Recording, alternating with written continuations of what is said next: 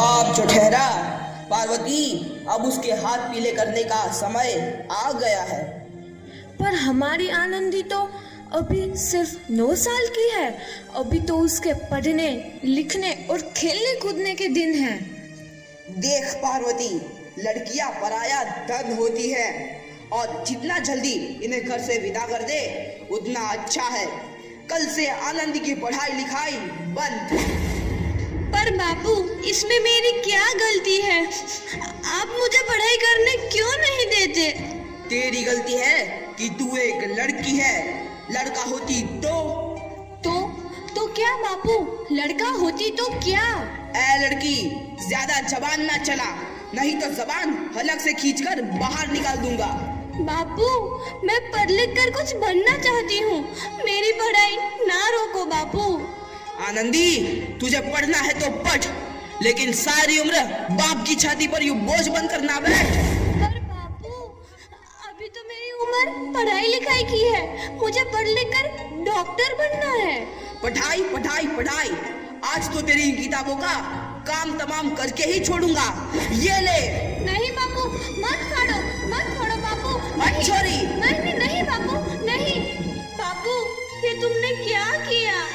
तुमने मेरी इन किताबों को ही नहीं फाड़ा बापू, मेरी किस्मत फाड़ दी, मेरी किस्मत। ये कापी किताबें ना सिर्फ छोरों के हाथ में अच्छी लगती है, लड़कियों के हाथ में तो सिर्फ मेहंदी अच्छी लगती है, मेहंदी।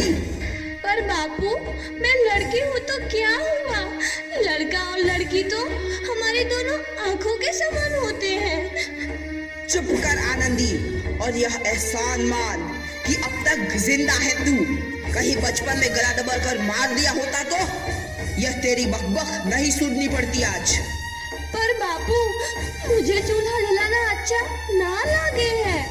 देख छोरी, जितना जल्दी हो तू चूल्हा जलाना सीख ले, उतना ही अच्छा है तेरे लिए। और हाँ, तेरा ब्याह तो होगा, वो भी कल के कल। अबला जीवन है तुम्हारी यही कहानी। आंचल में है दूध और आंखों में है पानी। मुझे माफ कर दे बेटी, तेरे बापू के जिद के आगे मेरी एक न चलेगी। माफ कर दे बेटी, मुझे माफ कर दे। इस प्रकार मात्र 9 वर्ष की छोटी उम्र में आनंदी का विवाह गोपाल राव जोशी से हो गया। बाल विवाह एक सामाजिक कुरीति है और इस कुप्रथा का शिकार होना पड़ा आनंदी को। 5 वर्ष बाद आनंदी 14 साल की हो गई है। उसके घर एक शिशु ने जन्म लिया है। देखते हैं आगे क्या हुआ। देखिए ना, इसे क्या हो गया है? इसका माथा तो अंगार की तरह तप रहा है। इसे तो बहुत तेज बुखार है। आप बिना कुछ भी बोलते हैं, दीजिए मुझे। माधव, जल्दी से वैद्य जी को बुला के लाओ। जी, अभी बुला के लाता हूँ। ये तुम क्या कर रही हो आनंदी?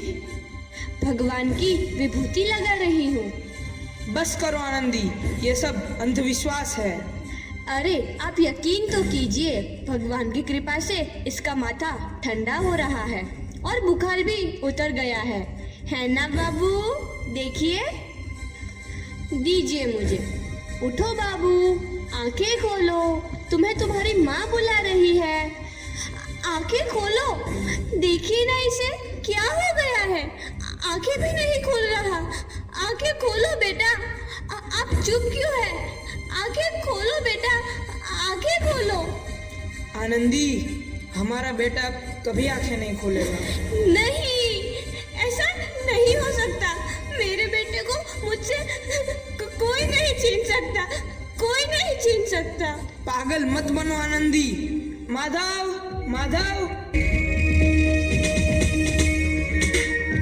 आनंदी, बंद करो ये पागलपन। भगवान ने मेरा बच्चा छीन लिया। भगवान ने नहीं, तुम्हारी अशिक्षा और अंधविश्वास ने तुम्हारा बच्चा छीना है।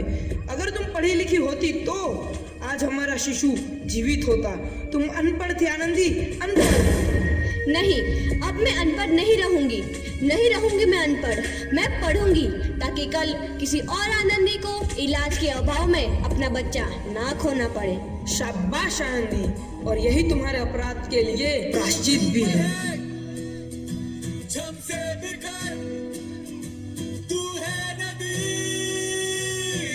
आनंदी, तुम्हारी 12वीं का परिणाम आ गया है। तुमने पूरे कॉलेज में प्रथम स्थान अर्जित किया है।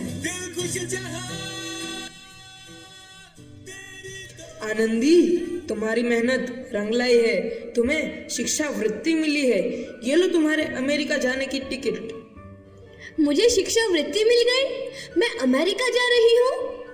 पर ये सब मैं अकेले कैसे कर पाऊंगी? आनंदी, अपना आप को इतना कमजोर क्यों समझ रही हो? फिर इतना पढ़ने लिखने का क्या फायदा? तुम अभी गवार की गवार नहीं हूँ मैं अब गवार।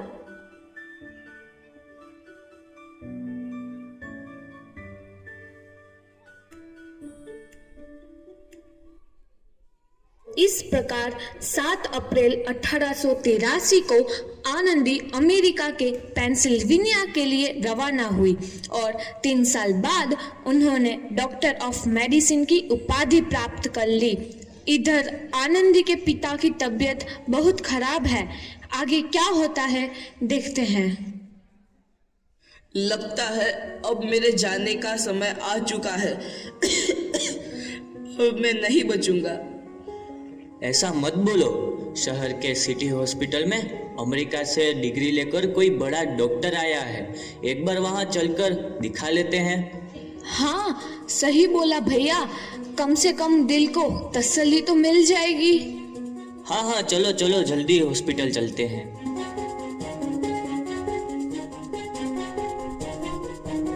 इस मरीज की हालत तो बहुत ही खराब है। कोई चमत्कार ही इसे बचा सकता है। ऐसा मत बोलो भाई। डॉक्टर साहब कब तक आ जाएंगे? लो आ गई डॉक्टर मैडम। डॉक्टर मैडम जल्दी देखिए, मरीज की हालत बहुत ही खराब है।